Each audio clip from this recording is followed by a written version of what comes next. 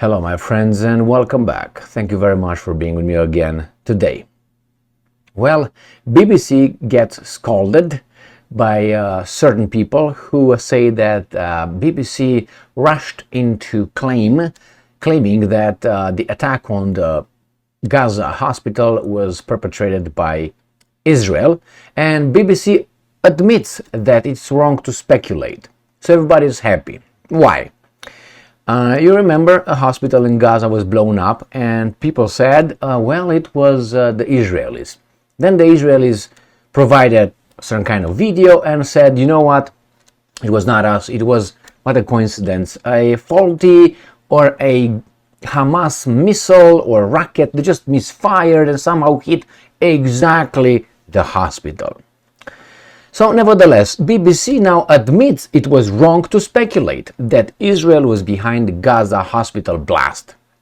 Well, it's nice to be like that, but usually they're not like that, and I will show you how biased the media is. When they report about Israel, yes, let's employ objectivity, have an argument. The argument should be, we bring the evidence, fact-based evidence, and so on, as it should be. And look it in the context and all that. But when it's about Russians doing, or at least being accused of doing the same thing, no, they just buy it the way it is. Nobody asks the same questions that they ask BBC. For the good reason.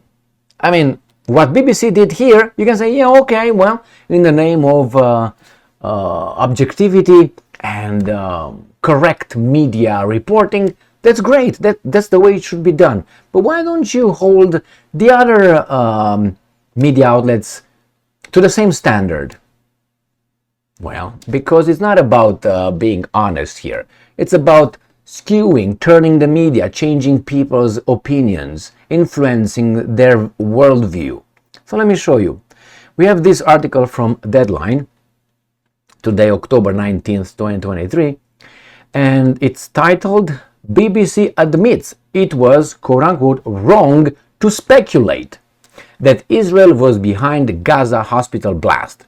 So it was wrong. So then they should wait until a proper investigation will never been conducted, correct? Correct. Well, let's see. Let's see how they reason, right? How they reason in this situation. And I have other examples ready for you, where I show you where they don't reason like this.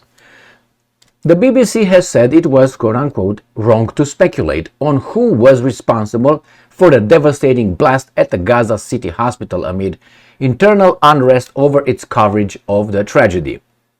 The British broadcaster has conceded that a journalist on BBC News Channel show The Context should not have speculated that Israel was behind the Al-Ahli Arab hospital attack on Tuesday night.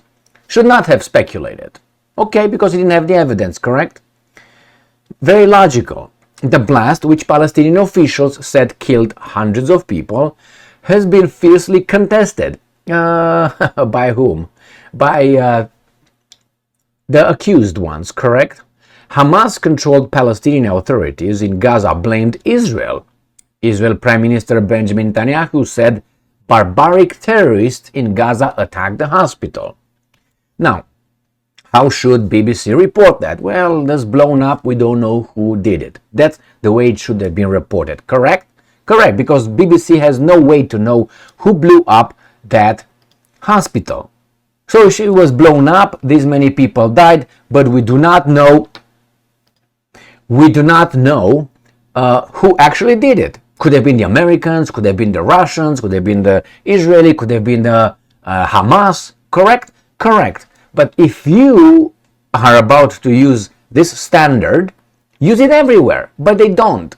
In Ukraine, they don't use it, and I'm going to show you. So let's go back to the article, and then I'm going to go to the other articles covering Russians killing civilians in Ukraine. The comments prompted a political outcry in the UK, with former Culture Secretary Nadine Dorries accusing the BBC of being a quote-unquote propagandist for Hamas. Home Office Minister Robert Jenrick said the BBC's reporting was like a 21st century blood libel. Accusations and accusations. So now let's see, in the name of objectivity and truth, let's see how things are reported on the other side. All right, let's see. We got, I think this is right here. So I put here the keywords, all right, the search words: Russians kill civilians, and we have the Independent, right? Russian missile attacks kill 10 Ukrainian civilians. How do you know it was Russians?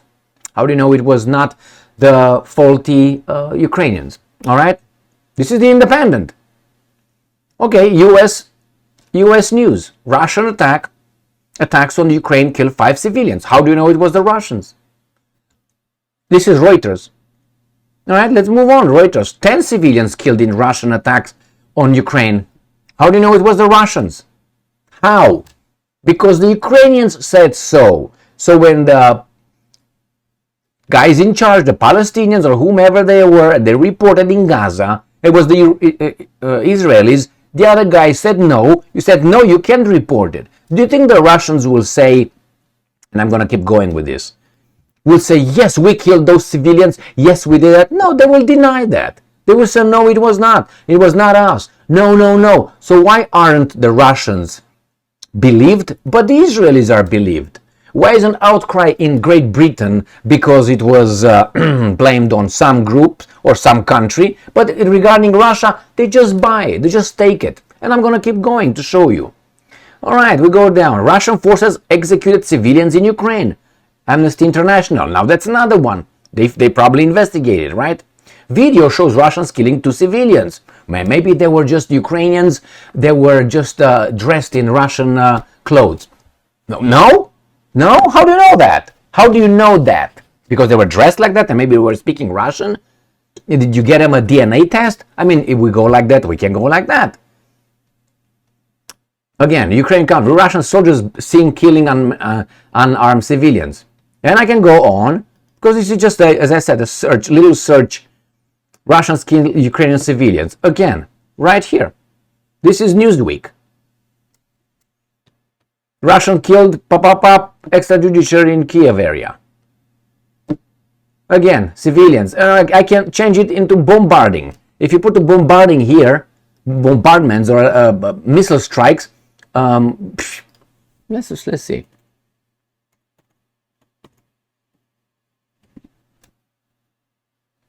Let's see. Well, Russian strike on Ukraine village kills more than 50. How do you know that it was Russians? I think it was the Ukrainians. So it's wrong for these guys. That's NPR News, my friends. NPR News reports that. Okay, again, Ukraine, Russian strike kills civilians. I mean, I don't have to go. You can go. CNN. All right? At least 51 killed. Boom, ABC, CNN, Reuters. So I would like them to go and say it's wrong to say something without the evidence. What's the evidence? The Ukrainians are saying so. So did the Palestinians or the guys from Gaza. They said so. Oh, no. But the other one said, no, it's the other way around. And they showed you a video. Great. Excellent. I would like to see an investigation. I don't want to see your video. And besides, there is some evidence, and this is my first question. I mean, two main questions I have regarding that attack, horrible attack on the hospital. I do not believe that was an accident. All right, I will tell you why. The odds. What are the odds of a missile or a rocket? I don't think they have missiles, they have rockets. The rocket from Gaza flew and just dropped on one of the 20 hospitals in Gaza. I think there are 20 in an article I read. 20. And this is one of the biggest. So how is that? I mean, you draw the conclusion. The area, the position, and the rocket. Now you can say, well, it was not only one. Okay, how many were faulty? 3,000? 5 million? 50 billion? Because there were just 3 that are faulty. Hitting exactly a hospital, it's kind of like, kind of like close to impossible. Not impossible, but very, very, very unlikely. Second, Have you seen the damage caused by the Hamas or whomever in Gaza's rockets? Have you seen the damage? Have you seen the buildings being hit by them? And have you seen pictures and videos of the Israeli missiles being striking Gaza positions? Israeli missiles damage? The other guys is damage. Why? Because the other guys don't have those kind of resources. So again, these are two things that make me skeptical, and I don't have the evidence, but at least I should consider this just to start with. The odds of the precision, the bad luck, and the other one is, as I said, the magnitude of the damage caused by what? I mean, all right, I think I made my point enough, and the same thing with these guys at BBC. Yes, BBC, get your act together and report objectively, and don't report anything until you're 100% certain that that's the evidence. Really? How many articles, news articles and commentaries, not commentaries, but pieces of news these guys make, and they attribute a certain kind of perpetrator to a certain kind of situation without even knowing it. But here, very sensitive situation. Why? Well, you know why. Thank you very much for being with me again today. Stay strong, stay smart, look for the truth, and be just.